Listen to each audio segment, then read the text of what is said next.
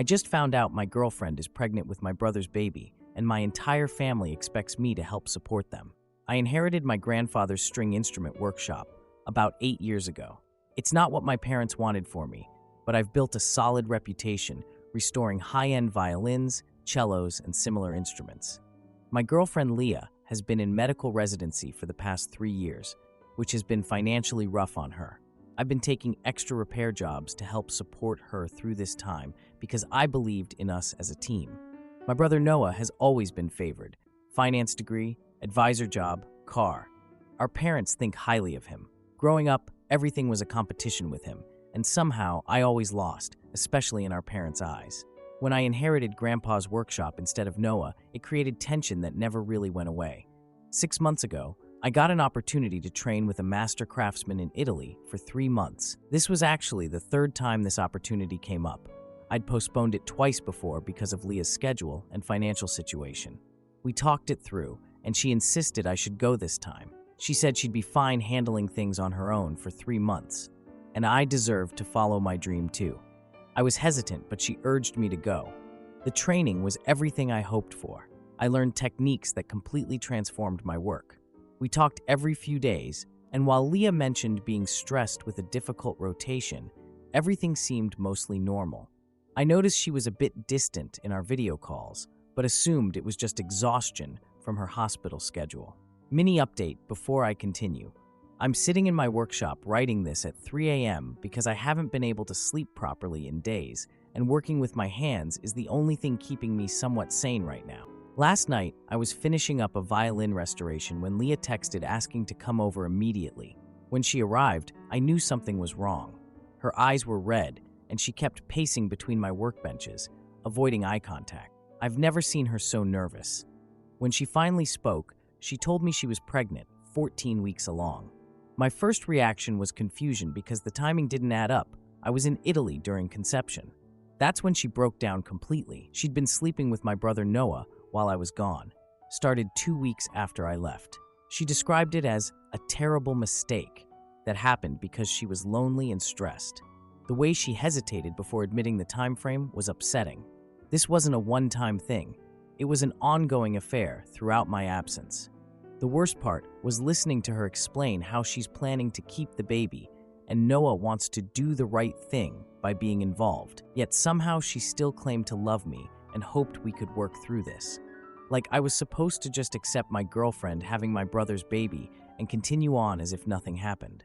I just sat there. She kept talking about how stressed she felt during her difficult rotation, how alone she was, how things with Noah just happened. I don't even remember everything she said. My mind was spinning, trying to process the betrayal from the two people who should have been the least likely to hurt me this way. I need you to leave. Now. That's all I managed to say when she reached for my hand. This morning, my phone was flooded with messages from Noah claiming he never meant to hurt me and that their relationship just happened. Apparently, nothing in their lives involves actual choices or accountability. My parents have called multiple times too. I haven't responded to anyone. Instead, I spent today mechanically working on a restoration project. The familiar rhythm of sanding, measuring, and applying varnish was the only thing keeping me going, but at least the violin is coming along nicely. Then, just to make everything more complicated, I received an email notification about my application to a prestigious year-long craftsmanship program in Vienna. I applied months ago, before all this happened.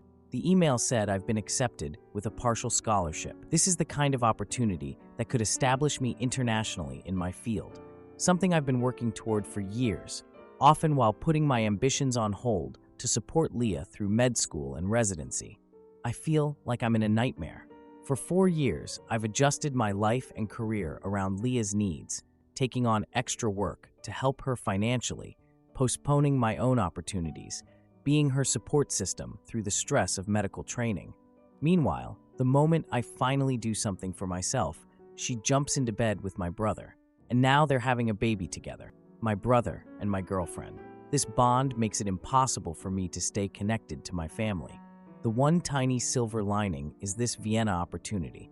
It starts in 4 months. I could leave all this behind, at least temporarily, focus on my craft, build my reputation internationally, and not have to see Leah with my brother's child. Not have to sit through family dinners with them acting like a family while I'm the awkward ex on the sidelines. I haven't responded to any of their messages. Not Leah's voicemails, not Noah's attempts at explanation, not my parents' texts. I'm just sitting in my workshop, surrounded by the tools my grandfather left me, wondering how everything fell apart so completely. The rational part of me knows I need to make some decisions soon. About the Vienna program, about whether I'm even going to speak to my family again, about what to do with this business and my grandfather's legacy. But right now, I can barely think straight enough to finish this post. I'm still in shock, to be honest. One day I'm a guy happily working on violins while his girlfriend finishes her medical training, and the next, I'm this. Whatever this is. A guy whose life just imploded in this way.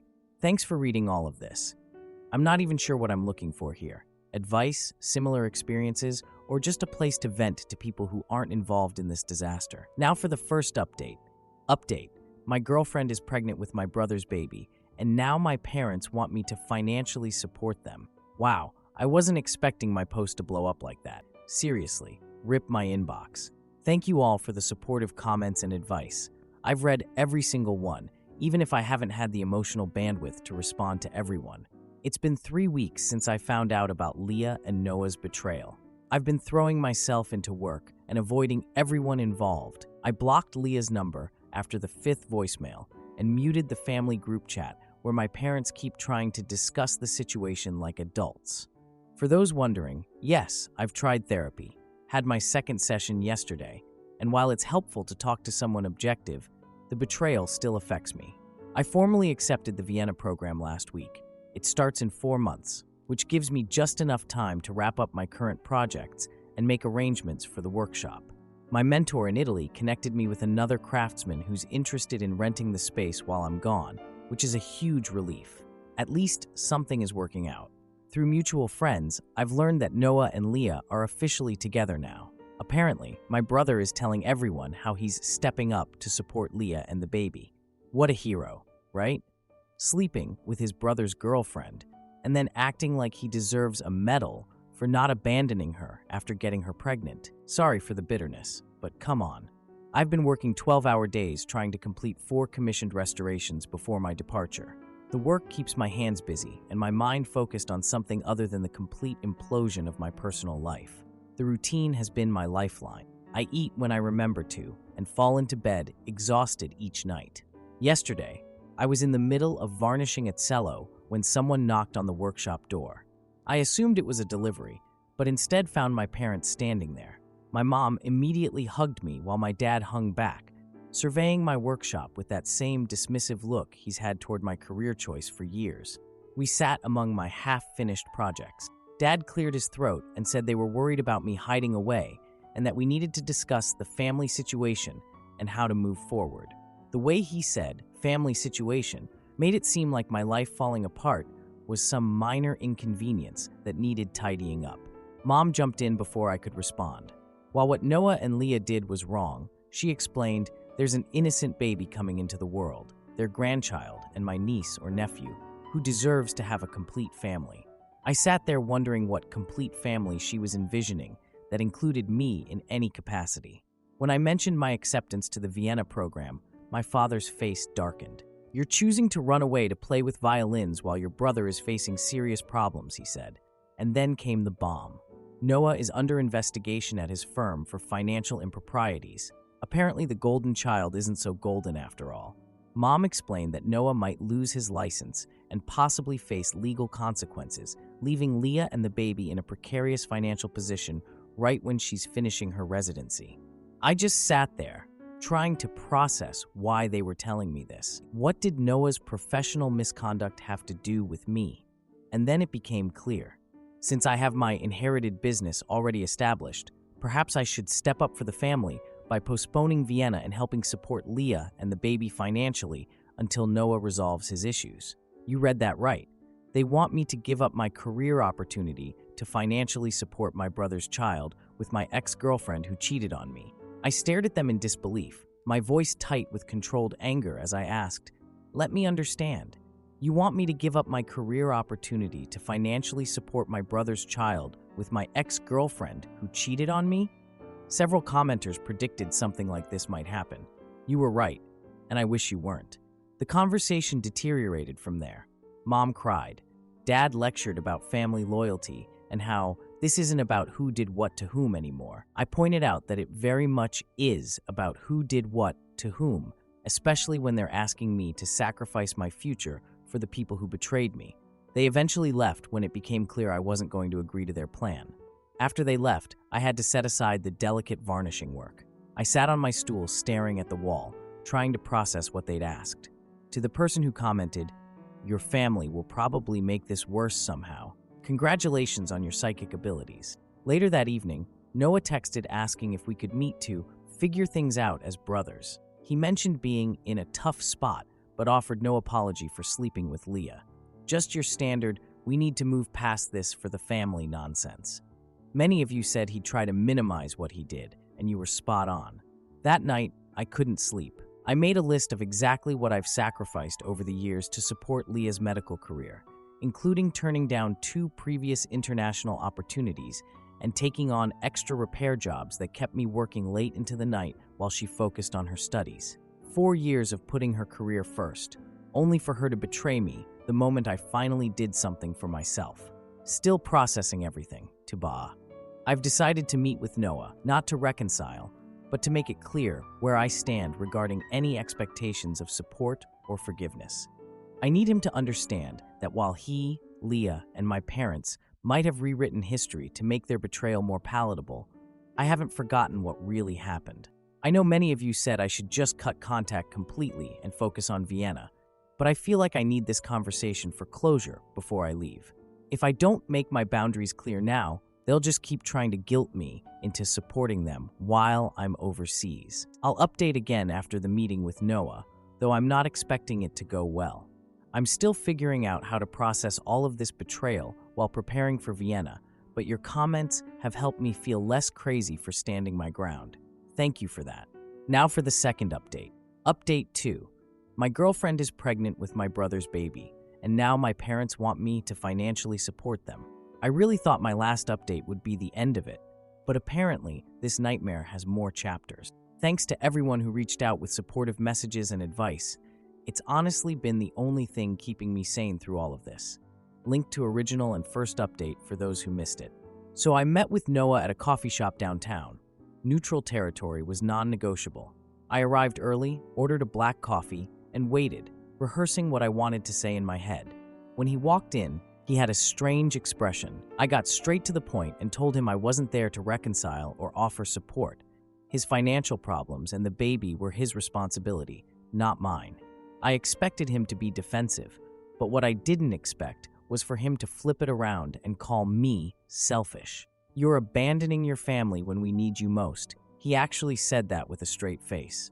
The conversation quickly devolved into him explaining how much worse his situation was than I realized. Turns out he's being investigated for mismanaging client funds, not just some minor workplace issue like my parents implied. We're talking potential criminal charges. The golden child has fallen pretty far, huh?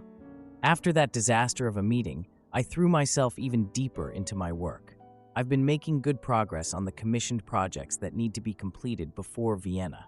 The Stradivari replica is nearly finished, and I managed to source the perfect aged maple for the Guarneri restoration. My mentor in Vienna emailed about housing options, and everything's falling into place professionally at least. To clarify, since many are asking, yes, I did consult a lawyer about the inheritance situation. All of my grandfather's instruments and tools were specifically left to me in his will, not to the family as my parents keep suggesting. The lawyer confirmed that Noah has absolutely no legal claim to any of it, regardless of what my parents might believe. Last week, I had something amazing happen. One of my restored violins was selected for display at the Cremona exhibition. It's a huge honor that could open so many doors for me professionally. I was actually meeting with my biggest client at Riverside Cafe to discuss this opportunity when I spotted Leia walking toward us. She was definitely there to intercept me. Not a coincidence. Nothing is ever a coincidence with my family anymore. I awkwardly introduced her to my client as an acquaintance and wrapped up our meeting as quickly as possible. My client, thankfully, picked up on the tension and made a graceful exit. When Leah asked if we could talk, I remained standing to make it clear this wasn't going to be a lengthy conversation. She looked terrible. She placed her hand on her belly and told me she knew she had no right to ask anything of me, but Noah's situation had become desperate. All his assets were frozen during the investigation. She'd had to take a leave of absence from her residency due to pregnancy complications, and they were facing possible eviction. I felt this weird mix of anger and pity watching her there, asking for my help after betraying me. Then she dropped the real bomb. Noah had suggested I could loan them money against my future inheritance or by leveraging the valuable instruments and tools in my workshop. I was stunned. She actually had the nerve to tell me my parents had already discussed this idea with Noah, believing that family heirlooms like my grandfather's tools and instruments should be used for family emergencies. The audacity is breathtaking. While I was still processing this, I noticed my parents walking into the cafe. It wasn't a chance meeting with Leah.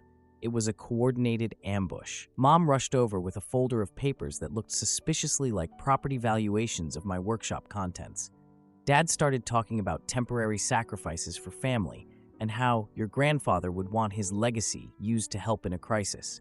I told them all firmly that my grandfather's legacy was entrusted to ME, not to them, and certainly not to bail out Noah from whatever mess he'd created. Then I walked out, ignoring their calls to come back and be reasonable.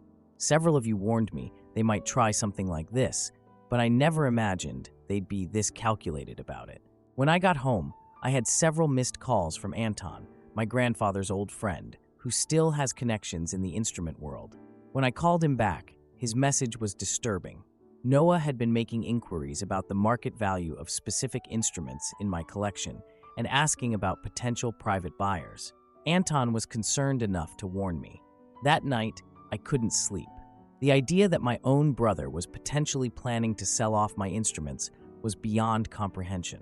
First thing the next morning, I installed a comprehensive security system in my workshop, complete with motion sensors and cameras. I spent hours photographing and documenting everything in my collection with detailed appraisal records. Never thought I'd need to protect my life's work from my own family. I contacted a lawyer friend who recommended getting a restraining order against Noah and securing all documentation proving ownership of the instruments and tools. He was particularly concerned about the items inherited from my grandfather, suggesting I keep the original will and inheritance documents in a safety deposit box rather than at my home or workshop. The thought of potentially having to legally bar my own brother from accessing my workshop feels surreal. Now I'm installing security cameras to make sure he doesn't steal from me. Still having trouble wrapping my head around how we got here. I'm trying to focus on Vienna and the opportunity ahead, but it's impossible to ignore this constant feeling of looking over my shoulder. I've worked my whole life to honor my grandfather's legacy, and now I'm fighting to protect it from the people who should respect it most. I never thought my family would sink this low. They're effectively trying to liquidate my career and livelihood to solve Noah's problems. Part of me wants to just walk away from all of them completely, but I know I need to protect what my grandfather entrusted to me. Now for the final update. #final update. My girlfriend is pregnant with my brother's baby, and my family tried to steal my grandfather's violin. Well, I definitely didn't expect to be writing another update, but here we are. First, thank you to everyone for your support and advice throughout this whole nightmare, especially those who warned me to increase security. You were absolutely right. It's been 2 months since my last update, and I'm now just 3 weeks away from leaving for Vienna. I've been working around the clock to finish all my commissioned projects before departure. The Guarneri restoration is complete, and I'm putting the final touches on a cello for a symphony musician. Most of my affairs are in order. I found a fellow craftsman to rent my workshop space while I'm gone, and I've secured all the necessary paperwork for bringing some of my specialized tools overseas. After catching Noah snooping around my workshop, using a spare key he'd taken from our parents' house, I followed the advice many of you gave and got a restraining order against him. The judge granted it immediately based on the evidence and the value of the instruments at risk. Noah was furious, claiming he was just checking on family property. That's what he's calling my inheritance now. The The family situation has gotten even worse since then. My parents are barely speaking to me, sending only occasional text messages saying I'm abandoning the family during a crisis and betraying my grandfather's legacy by not helping Noah. According to mutual friends, Leah is now 30 weeks along, and she and Noah have been telling people I'm heartlessly prioritizing my hobby over family needs, despite having valuable assets that could help them. They've completely twisted the narrative to make me the villain, like I'm supposed to sell off my livelihood and inheritance to bail out the person who betrayed me. Last Monday, I arrived at my workshop early to finish some detail work before a client meeting. As soon as I got to the door, I knew something was wrong. The security alarm was disabled and the door was unlocked. I stepped inside and saw my grandfather's most valuable violin, worth nearly $90,000, missing from its display case. The locks hadn't been forced, which meant someone had a key. I immediately called the police and while waiting, checked the footage from the hidden security camera I'd installed. Thank you to the Redditor who specifically suggested this. The footage clearly showed my father using a copied key to let Noah into the workshop at 11:30 p.m. the previous night. They walked straight to the display case, and Noah took the violin while my father kept watch. They were in and out in less than 5 minutes. 2 officers arrived and were reviewing the footage with me when I heard voices outside. I opened the door to find Noah, my parents, and a well-dressed older man standing there. They clearly weren't expecting anyone to be there, let alone law enforcement. The well-dressed man introduced himself as a private collector and explained he was there to complete a purchase of a family heirloom violin that Noah had offered to sell for $60,000 cash. He even showed the officers text messages documenting their negotiation.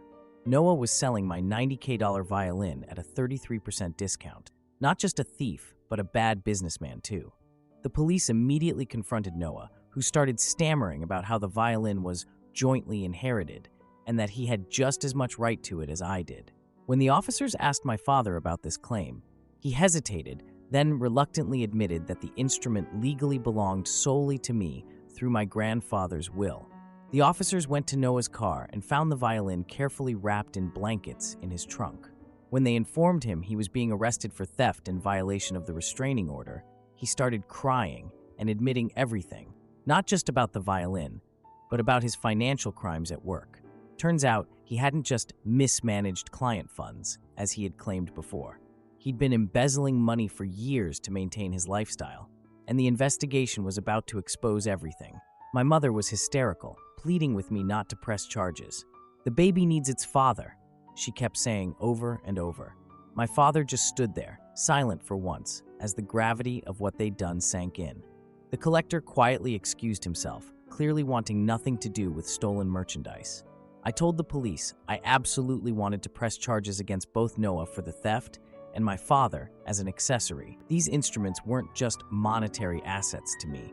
They were my professional livelihood and a personal legacy from the grandfather who believed in me when no one else in the family did.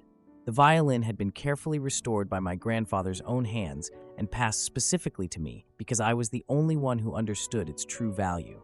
After the police left with Noah in custody, my mother stayed behind, sobbing in my workshop. For the first time, she broke down completely and admitted they'd always favored Noah, even when we were kids. They'd always seen my craft as just a phase rather than a legitimate career, expecting I'd eventually grow up and get a real job like my brother. Only one of us is going to jail for his career choices, and it's not me. "We just didn't understand," she said. "Too little, too late." My lawyer called later that day to confirm that Noah is now facing both embezzlement charges from his firm and the theft charges. Given the value of the violin and the evidence of premeditation, plus the violation of the restraining order, he's looking at potential serious legal consequences. My father is being charged as an accessory to the theft. The prosecutor is taking it all very seriously. That evening, Leah came to the workshop alone. She apologized for her role in everything and admitted she'd realized how toxic her relationship with Noah had become as his desperation escalated. She didn't ask for forgiveness or try to justify anything, just wanted me to know she regretted the pain she'd caused. She's moving back in with her parents to prepare for the baby's arrival, finally seeing Noah for who he really is. I've secured my grandfather's violin back in its case where it belongs. While there's no pleasure in seeing my family implode like this, there's a certain clarity that comes from having everything out in the open. Now I can leave for Vienna, knowing I stood my ground and protected both my livelihood and my grandfather's legacy from those who never valued either. Edit. Several people have asked for updates on the legal situation. Noah was released on bail, paid by my parents, who mortgaged their house to cover it. My father received probation and community service as a first-time offender. I've made it clear to both of them and to my mother that I want no contact for the foreseeable future. As for Leah, she delivered a healthy baby boy last week. I've blocked her number, but she sent an email with the birth announcement. I didn't respond. The Vienna program starts next week. To everyone who encouraged me to stand my ground and protect what's mine, thank you. This chapter of my life is finally closed, and I can focus on building the career my grandfather always believed I could have.